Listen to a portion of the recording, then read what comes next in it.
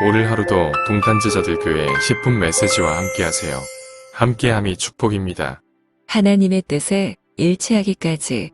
사도행전 13장 22절의 말씀입니다.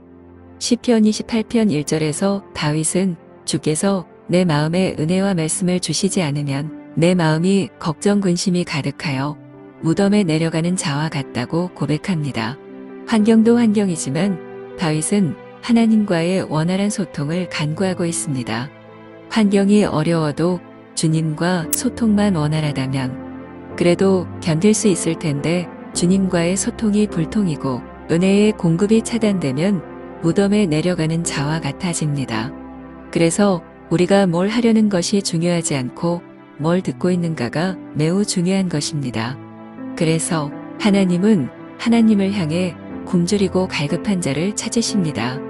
우리가 주의해야 할 것은 습관적으로 하나님을 섬기고 예배하지 말아야 한다는 것입니다. 오늘날 하나님에 대한 소원과 갈망이 식어져 많은 신자가 자신에게 편한 목사, 교회, 편한 신앙생활을 쫓게 되는데 이러한 편안함의 우상들이 넘치는 이유는 하나님을 알지 못하고 사랑하지 않기 때문입니다. 많은 경우 신자들이 예수님의 말씀처럼 주님의 뜻과 상관없는 삶을 결정합니다. 하지만 하나님은 이미 대답을 갖고 계십니다.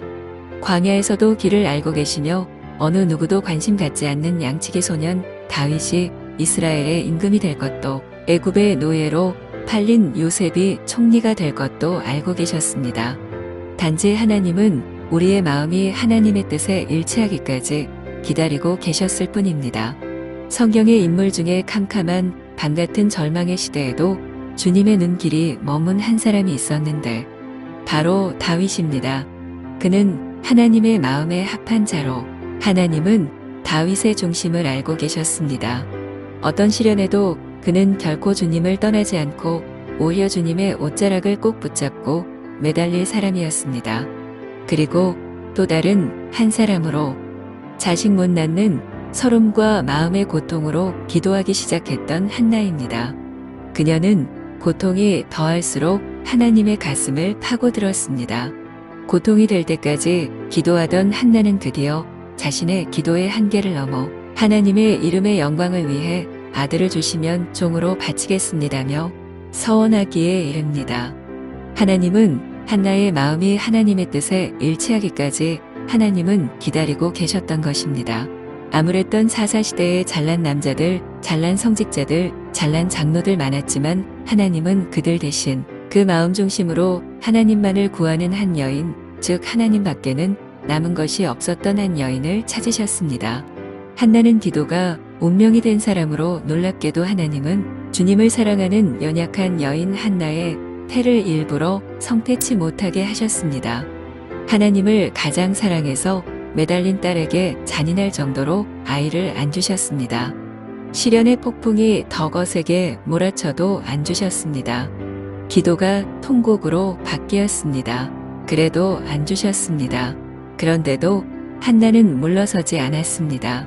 한나 자신의 고통에서 출발한 기도가 주님의 이름의 영광을 구하는 서원의 자리로 승화될 때까지 주님은 기다리고 계셨습니다.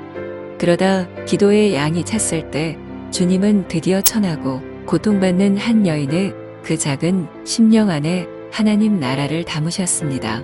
그리하여 한나는 역사 속에서 하나님 나라의 찬란한 영광을 드러냈던 다윗 왕국의 통로가 되었습니다.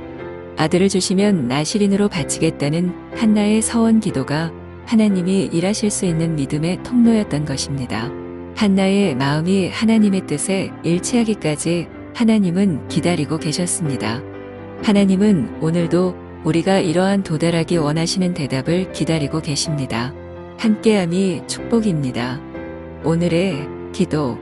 오늘도 하나님과 원활한 소통으로 당신의 뜻을 선명하게 알게 하소서.